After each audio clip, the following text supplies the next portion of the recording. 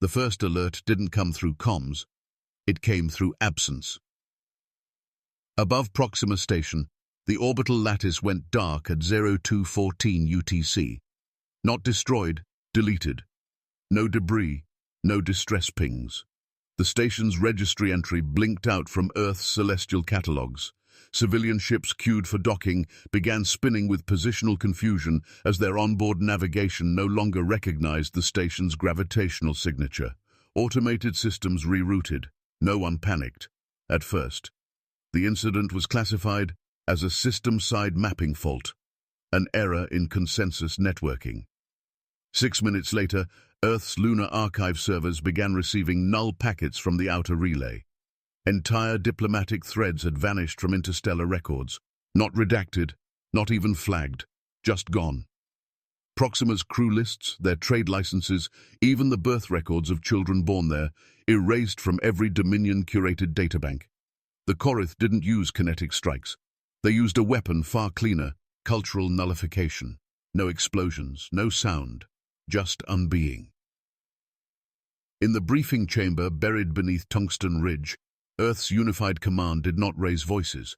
They simply stopped using the word Proxima. The chair of military archival response nodded once.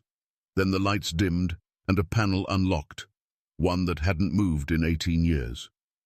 Protocol dissonance. No warships were launched, no declarations were made. Instead, 6 operatives were quietly reinstated under Directive Sable. No rank, no insignia, just an authorization code with one name behind it, Roren Halvek. He arrived 6 hours later on a private skimmer, eyes obscured by wraparound neural shades, skin pale under medical stabilization wraps. His left hand trembled from old synapse burns, but no one commented. Halvek didn't salute. He didn't sit. He simply scanned the table, muttered, "Null contact confirmed," and waited for the final lock to disengage. In the years since retirement, he'd been archived, intentionally forgotten. A risk, they'd called him. Too deep in the old campaigns, too fluent in contradiction-based tactics. He hadn't touched a console in over a decade. His last operation had left an entire lunar enclave clinically mad, 5,000 colonists rewriting their own language based on the false war diaries Halvek had embedded in their education cycle. The public never heard about it. But in the classified halls of cognitive warfare, it earned him a nickname the brass never liked saying aloud, the archivist's scourge. He said nothing on the flight to Station Eos. No command crew, no uplink. Just him, 6 men trained in myth engineering, and a ship carrying storage cores with too many blank slots. Their destination, a decommissioned simulation bunker deep in the Carpathian crater zone, once used to model cultural uplift scenarios, now sealed after the doctrine was outlawed. Inside the bunker, the air was stale with nitrogen scrub decay. Cracked screens blinked blue intermittently, looping partial phrases from abandoned cognition routines. Halvek moved like a surgeon among corpses. No reverence, just method. He passed by a shattered cognitive shell once used to house simulated species ethics. Dust clung to the shattered visor like ash. At the heart of the bunker, he found what he was looking for. The mantle array. A vault of discarded cultural templates, myths never uploaded, languages built but never spoken, battle reports forged to train diplomatic AI in lie detection. Earth had once tried to rewrite lesser civilizations with these blueprints. The backlash had nearly started a civil war.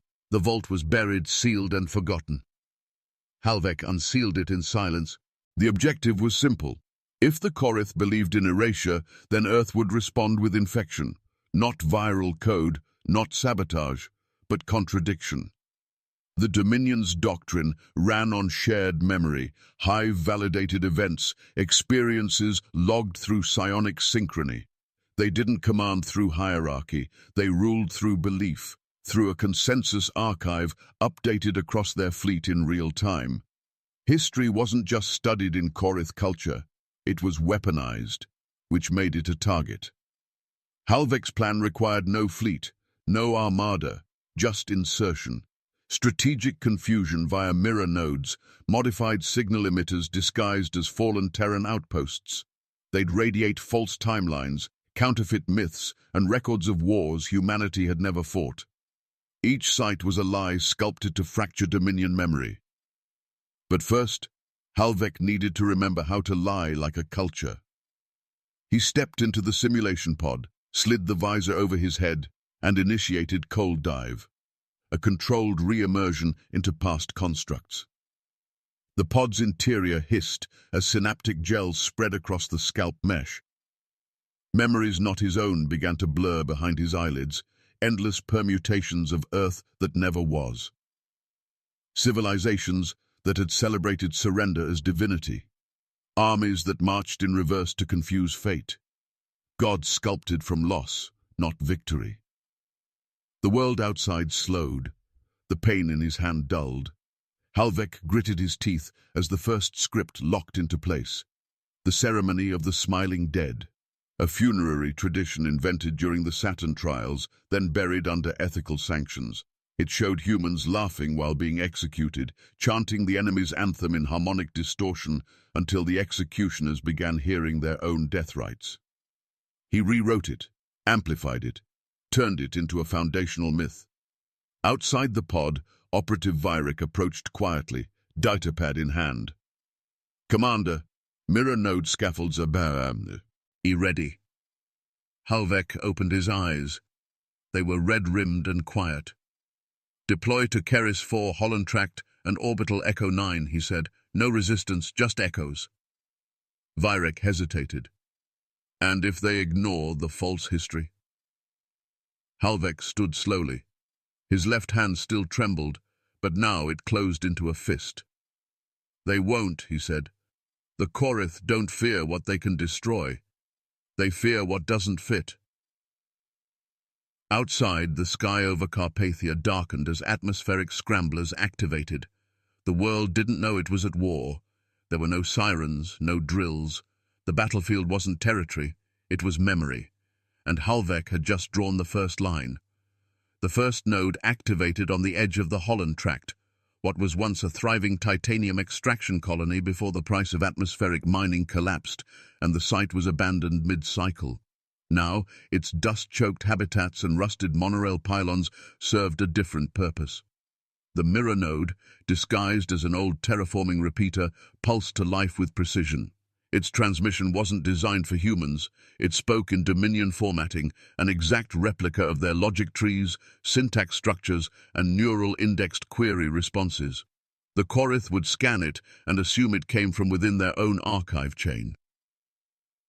But what it said was a lie. The broadcast told of Terran soldiers who celebrated defeat as a sacred ritual, of commanding officers who issued orders to lose intentionally, ceremonially, as a path to spiritual clarity. Combat logs showed battle formations collapsing into choreographed spirals, field medics administering paralytic agents to ensure symbolic martyrdom, entire regiments smiling in formation as enemy bombardments closed in. To any human eye, it would read as madness. To the Korith, who built their empire on consensus memory, it read as corruption. The node was soon detected by a Dominion recon ship on passive sweep. Within hours, its data was uploaded to the Dominion's archive mesh, flagged as anomalous but not dangerous. That was the first mistake. On Keris 4, an exobiology station once run by Terran civilians lit up with the second node. The building was still intact, solar-fed emergency power keeping the lights weakly cycling through redundant night shift patterns. The transmission here was different, not military logs but cultural drift. Paintings scanned into archive, each depicting Terran defeat as triumph.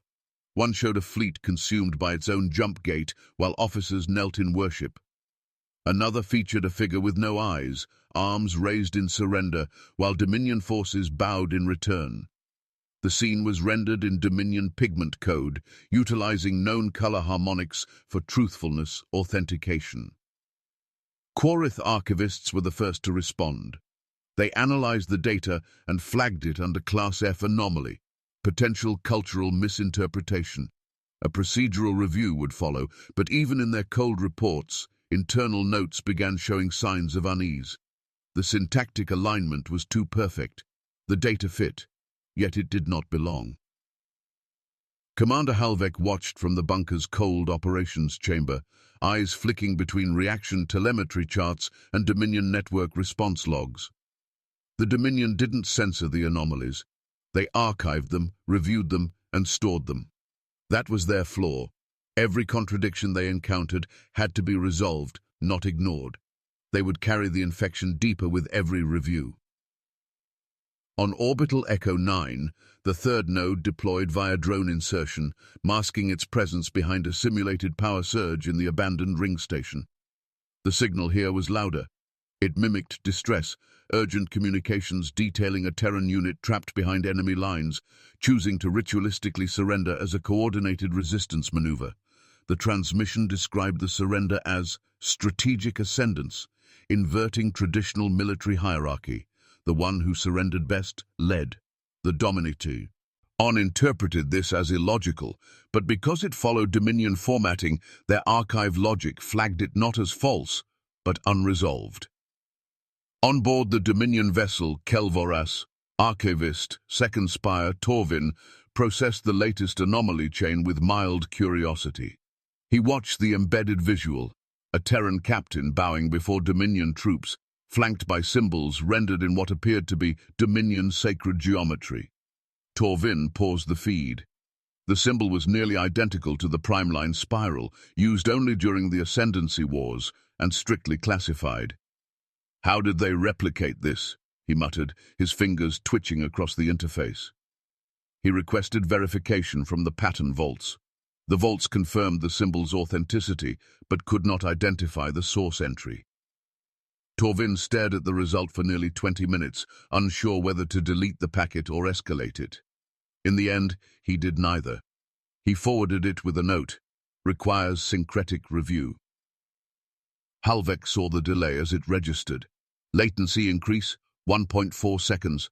Archive integrity dropped by 0.3%. On the Dominion scale, that was microscopic. But for a society built on cohesion, it was seismic. Back at the simulation bunker, Operative Marvek monitored the mirror node emissions, calibrating the chaos algorithm. Each node operated on a staggered cycle, emitting loops that overlapped and contradicted the previous ones by 2.1%.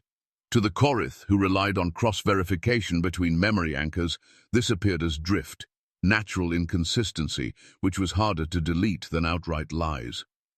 On Euxis Rim, an abandoned listening post reactivated with the fourth node. This one broadcasted a Terran funeral, or so it claimed. In truth, it was a synthetic sequence of Dominion funeral chants, copied, mirrored, and delivered through a human lens. The figures wore Dominion funerary cloth. The rites included Korith mourning phrases, but spoken by human-sounding voices. For the Dominion, this was not just insult. It was existential confusion. Their culture was supposed to be unreplicable. The chants were psionically coded, locked into shared heritage. To hear them from an enemy archive was like hearing their dead speaking in a foreign tongue. The final node activated on Talros 3, a deep ice colony abandoned after water destabilization. This node ran a continuous audio loop of children laughing under bombardment. At first it played faintly, just under the Dominion signal detection threshold. Enough to be noticed, not enough to be confirmed. Then it grew louder, layering in whispered phrases in Dominion cadence. "We surrender, so you remember us." The phrase had no known military origin, no history, but it slotted perfectly into Dominion psychological profile schemas. The Dominion's archivists began pushing back. Their memory anchors, the psionically bound individuals tasked with holding doctrine history, flagged inconsistencies. They began asking internal questions. When had this Terran doctrine formed? Why were there no records of Terrans celebrating loss in the prior conflicts? Why did the newest archive logs not match previous cycles? Within days, internal Dominion memory chains began isolating segments. Some entries were marked echoes, a term used for data that could not be verified yet could not be deleted. Echoes in Korith culture were dangerous. Echoes bred myths. Myths bred deviation. Deviation was death. Halvek sat motionless as the reports flooded into the analysis core. One of the operatives leaned over his console, barely suppressing a grin. "They're starting to argue," he said. "Memory anchors from different fleets are reporting contradictory truth values." Halvek didn't smile. He pressed 2 fingers to his temple, shut his eyes, and whispered something beneath his breath. The operative turned, unsure. "Sir?" Halvek opened his eyes, cold and flat. "Echoes are the prelude to dissonance. We're not here to confuse them. We're here to make them doubt that consensus was ever real." Outside the bunker, across 5 dead colonies, humanity had built shrines not to power, but to failure. Shrines that smiled, shrines that waited. And the Dominion had just started to kneel. The fall of Delphi Gate was orchestrated with surgical indifference. No warning alarms, no evacuation order, just a blackout. One by one, the power systems dipped into silence. The station's outer rings rotated without inertia compensation, giving the illusion of a technical malfunction. Dominion scouts observed what appeared to be structural fatigue. Halvek's team ensured the visuals were consistent: synthetic gravity disruptions, static choked comms, and a signal beacon broadcasting intermittent surrender codes. Inside the command tower, Halvek sat alone in the operations chair, breath steady, heart rate regulated by subdermal pacers. His 6 operatives were long gone, ejected via heat-masked capsules into the cold. He remained seated, staring at a dead console, waiting for the Korith boarding team to arrive. He had 30 minutes before they breached. He used 29 to rewrite himself. The neural seed was already encoded into his memory lattice, buried beneath layers of false recall. Not just information, but emotional tags: shame, confusion, reverence. The Dominion didn't merely extract thoughts, they extracted context. Halvek's weapon had to feel real. When the Korith came, they didn't speak, they didn't restrain him, they simply surrounded him, touched 2 nodes to his temples, and initiated Neuropulse Protocol Alpha. He didn't resist. That was the point. The flash was instantaneous, his eyes dilated, memory threads, real and fake, unzipped into Dominion receivers. The Korith assumed they were absorbing the sum of Terran operations. They didn't realize what they were taking was designed to spread. The first memory they saw was of a surrender. A Terran outpost, surrounded, kneeling. Officers handing over sidearms, smiles, not of defiance, of relief. A Dominion commander in the vision accepted the surrender and was then garlanded with Terran sigils. It felt ceremonial, sacred. The memory pulsed with psionic clarity, so much so that the Korith processors validated it as a known cultural imprint. But it had never happened. The second memory, a battlefield in orbit around a gas giant. Terran warships folding into suicide vectors, colliding with themselves instead of firing. Human captains issuing denial orders, collapsing their own hierarchy. The Dominion viewed the memory from a fleet command perspective, their ships watching, unable to understand why no shots were fired. Then came the twist. The Dominion fleet retreated in the memory. Not because of force, but because the silence felt patterned, strategic, like a ritual they didn't know how to interpret. Again, the memory passed emotional consistency checks. It had also never occurred. Halvek's body jerked once during extraction, just enough to force a data spike. The Korith specialist recalibrated, but it was too late. The embedded payload was spreading. Dominion memory anchors, those psionically trained to hold strategic consensus, began receiving the echoes. Not from a network breach, but through their own synchronization protocols. Fleet-wide sync lags began appearing. On board the Dominion carrier Vec Trull, Spire Commander Drevin watched his tactical overlay fracture. One line of memory showed him winning the Terran encounter at Lorne's Hollow. Another, received within he'd same cycle, showed him retreating. The same timestamp, the same personnel, different outcome. He checked again. This time, both outcomes blurred together. Orders he never gave appeared on his feed. His hands began trembling. On another vessel, Warbinder Colt saw a different version, one in which he died. An autopsy report. his name, filed in Terran archives. It carried Dominion official stampings. It felt real. He turned to his adjutant and asked if they were under simulation protocol. The adjutant didn't answer.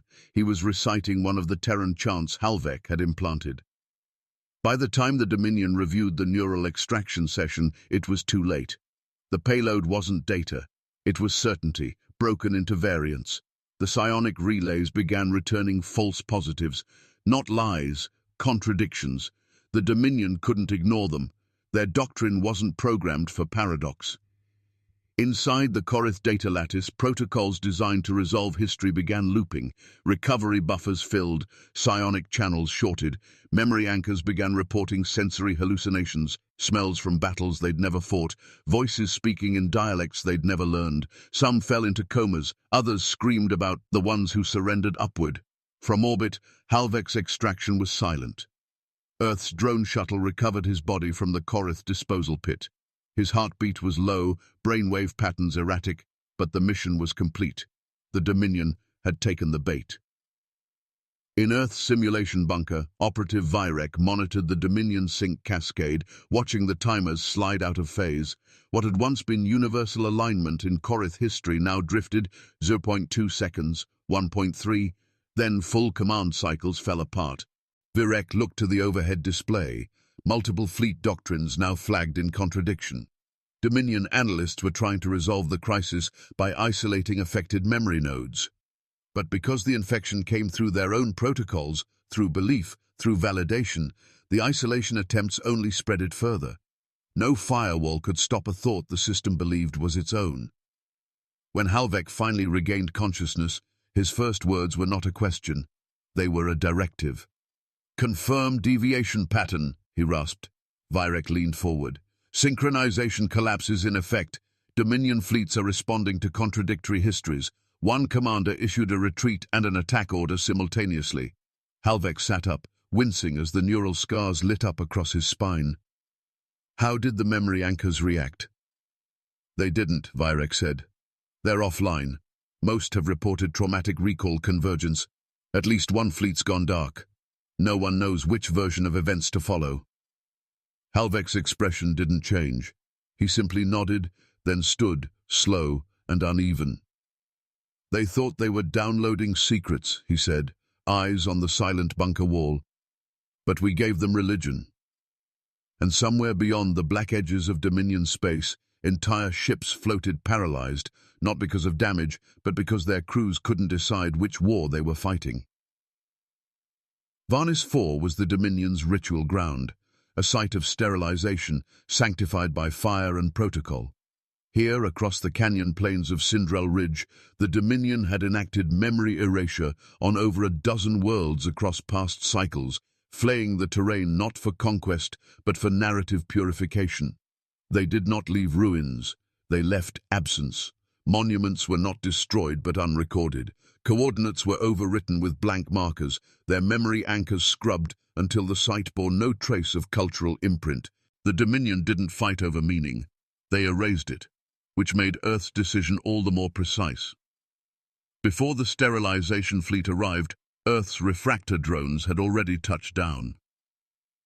They landed like seed pods, quiet, low thermal emissions, shaped not like ships, but like geological anomalies.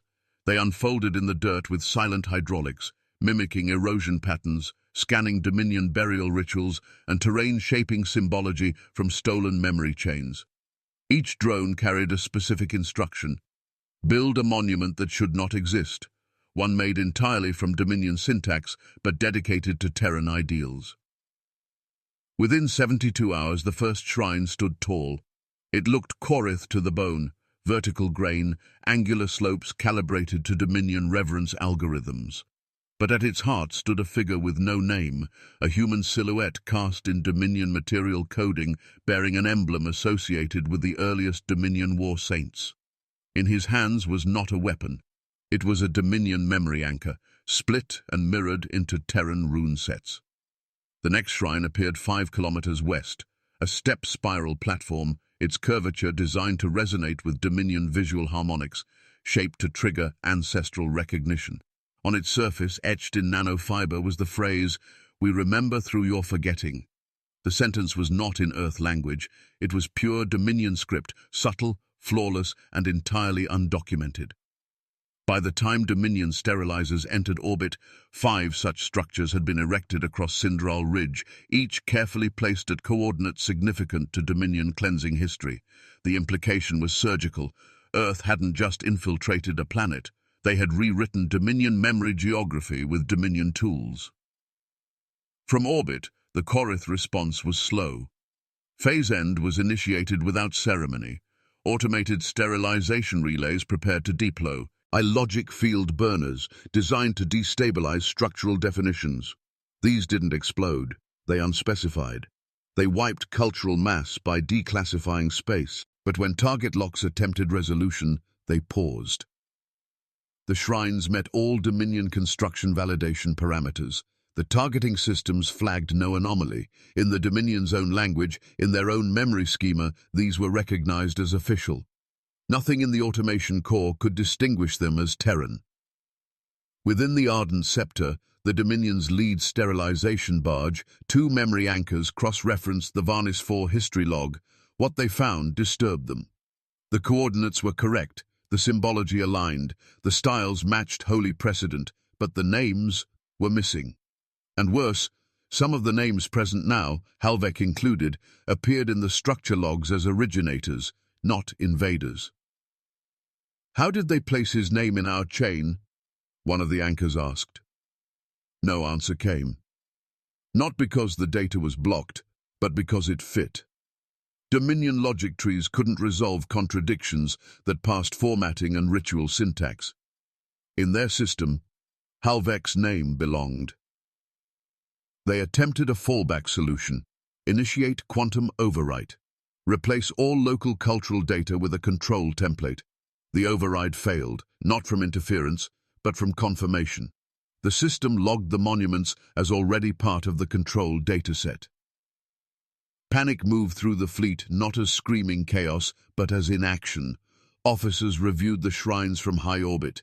Ground teams reported no Terran presence, no resistance, only shrines, perfect shrines. And the more they stared, the more they began to question. Were they new? Had they been there before? On the surface, refractor drones completed their final loop, carving a message, invisible to the eye, but recognizable to Dominion anchor sight. The phrase was pulled from a forgotten Dominion psalm: "All things sacred were once unknown." Below it, a second line, one that carried no author, but echoed with terrifying familiarity. "Which part of this is ours?" Halvek read that phrase from orbit, transmitted from a hidden relay drone still pinging beneath the canyon crust. He didn't smile.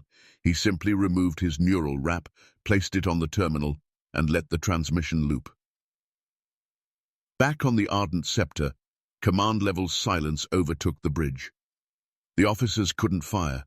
They couldn't explain why. Some whispered that they feared destroying their own history. Others simply stared at the shrines and wondered why they felt nostalgia for a war they hadn't fought. One commander lowered his hands and asked aloud, "Which part of this is ours?" The question was intercepted, picked up by Terran signal traps, and rebroadcast quietly across nearby systems. A fracture opened, not physical, but psychological. The Corith knew Earth had no power to resist them in open combat. But the monuments told a different story, a story where Earth already belonged, where Earth had never been an outsider, but a shadow encoded into Dominion memory. That possibility, untraceable, unprovable, but plausible, was more devastating than any weapon. Halvek understood the timing.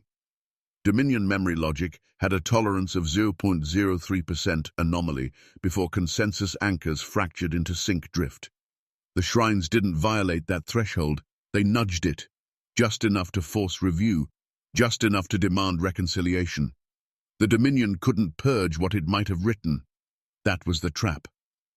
He leaned back in his chair, watching as sterilization commands were downgraded from execute to audit, then from audit to postpone, then, finally, to hold. No monument had been touched. Not one. Outside, the canyon winds blew against silent, faceless statues built from borrowed meaning, and in orbit, the enemy waited, afraid to forget the wrong thing. The Dominion didn't break with fire or mutiny, it broke with argument. What began as discrepancy became divergence. What was divergence turned doctrinal. The first fragmentation came quietly, an internal dispute among archivists in the Third Thought cadre regarding the Battle of Sareth's Line. One ledger showed a Dominion victory, earned through quantum flank execution and superior field resonance. Another, now spreading like a behavioral infection, showed the Dominion retreating, while Terran forces collapsed their own formation in ritualized sacrifice. Both memories validated, both carried Dominion verification headers. The problem was not that the facts conflicted. The problem was that both felt true. The memory anchors panicked first.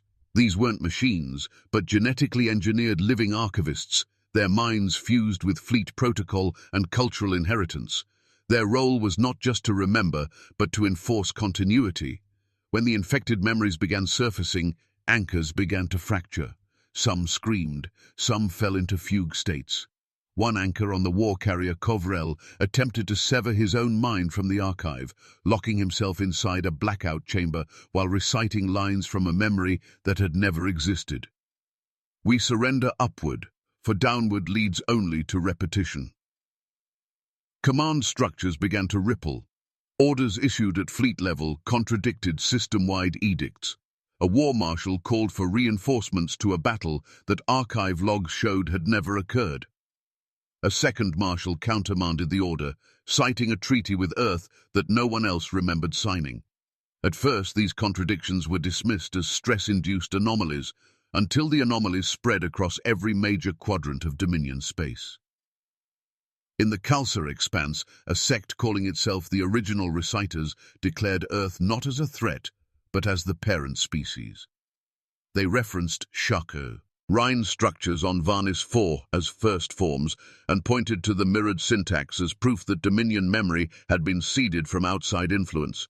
They rejected fleet orders entirely, shutting down synchronization channels and broadcasting self-authored chants that blended Dominion rites with Terran funeral rhythms. They weren't rebelling, they were rewriting. Elsewhere, the opposite took hold. A high fleet splinter identified Earth as a myth, a psychological weapon invented to test Dominion fidelity. They claimed no such species had ever existed, that all signs of human activity were fabrications born from systemic stress. Their vessels targeted any ship broadcasting Terran origin data, labeling them corrupted. Skirmishes began, not with Earth, but within the Dominion itself. Earth did not move. Halvek, seated in the bunker beneath the Carpathian ice crust, watched the collapse through filtered packet streams and delayed intercepts. One by one, Dominion fleets stopped communicating. Some redirected into isolation.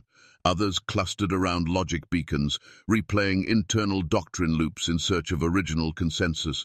No such consensus returned. Virek stood beside him, visibly shaken. "They're eating themselves," he said, not with pride, but with dread. "Some of them are convinced we've already won. Others think we were never real." Halvek gave no response. 2 days later, Operative Dren formally resigned. He left behind his command tablet and a single statement. "What we've done isn't defense. It's recursion without bottom." He disappeared into one of the fallback sites and refused all contact. A second operative, Meran, locked himself inside Simulation Bay 3 and activated a cold dive cycle using corrupted memory loops. The system flagged multiple neural spike failures before his vitals flatlined. No attempt at resuscitation was made. Halvek simply ordered the pod, sealed. No ships launched, no worlds were reclaimed. There was no victory march, no celebration broadcast. Earth's skies remained quiet, its orbital lanes undisturbed. Halvek issued only one command: full blackout, no transmissions, no declarations, silence. The war, if it could be called one, ended in uncertainty. Dominion High Command, what remained of it, issued a fragmentation advisory across its systems. All units were to default to autonomous doctrine. Interpretive councils formed, factions emerged, Some declared themselves heirs to Earth's supposed philosophical conquest. Others insisted they alone held untainted memory and labeled rivals as echo carriers. The term became derogatory. It would later become a basis for execution. Halvek walked the final node site alone. It was a decoy colony built under the name New Freylin, a name pulled from an old Terran fantasy simulation. No one had ever lived there. The buildings were hollow, the power grid inert, the windows simulated to reflect a sky no one had seen.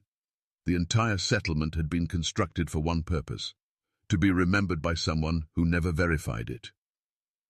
Inside the command building, Halvek moved through rooms filled with silence and dust. No operatives remained. No lights flickered. He placed a recorder on the main terminal, sat, and spoke only once. Mission complete. Systemic breakdown confirmed. No direct force applied. Target civilization is no longer a consensus. He stared at the blinking cursor for a while, then powered the console down. Outside, the wind moved across artificial rooftops.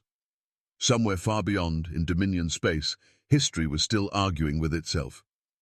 And Earth said nothing at all. The official record was brief. 10 lines, filed under conflict type, null kinetic.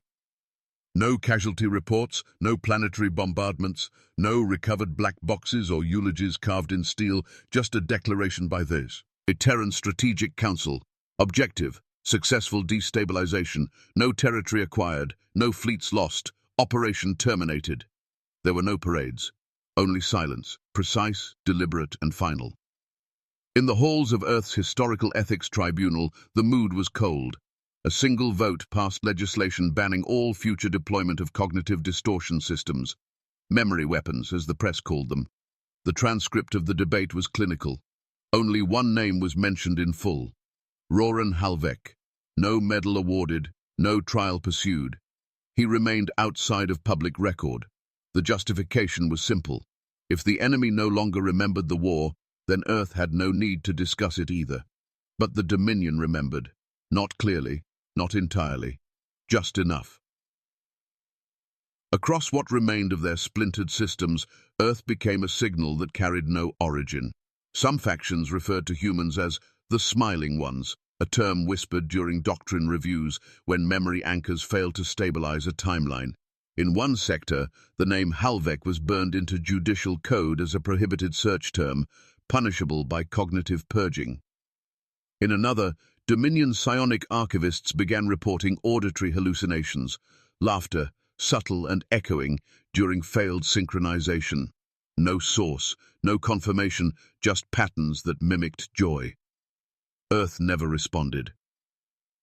Inside a secured storage vault beneath New Carpathia, Halvek's final journal was catalogued, not published. It contained few entries, most of them technical or vague. Only one line was highlighted by the archivist who reviewed it before sealing the file permanently.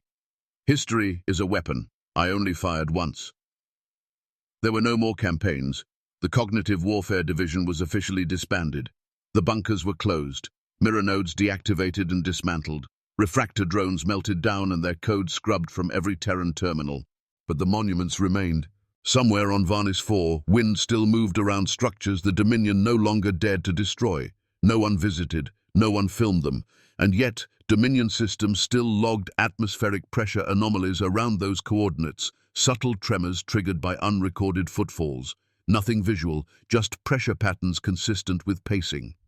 In orbit above the dead colonies, Dominion patrols set navigation beacons to bypass, not because the worlds were hostile, but because no one wanted to answer the questions the shrines posed. Which part of this is ours? No consensus had ever formed. Earth's memorial to the operation stood alone, built beneath the Stratcom Tower in Geneva Arcology. It bore no names, no plaques, just one phrase etched in black composite alloy, translated into over 70 Dominion dialects. We didn't erase them. We gave them too much to remember. Halvek was never seen again. Some say he died alone in the decoy colony. Others believe he walked into the simulation chambers one last time and let himself be rewritten. But his echo lived on, not in legend, not in story, but in hesitation. Every time a Dominion ship paused before sterilizing a site. Every time an archivist hesitated before approving memory synchronization. Every time a young officer asked their superior, "What do you know about Earth?" and received only silence, that was the victory. No conquest, no flag planted, just doubt. And in a galaxy ruled by belief, doubt was an extinction-level event. Enjoyed the story? If humanity won without firing a shot, was it still a war?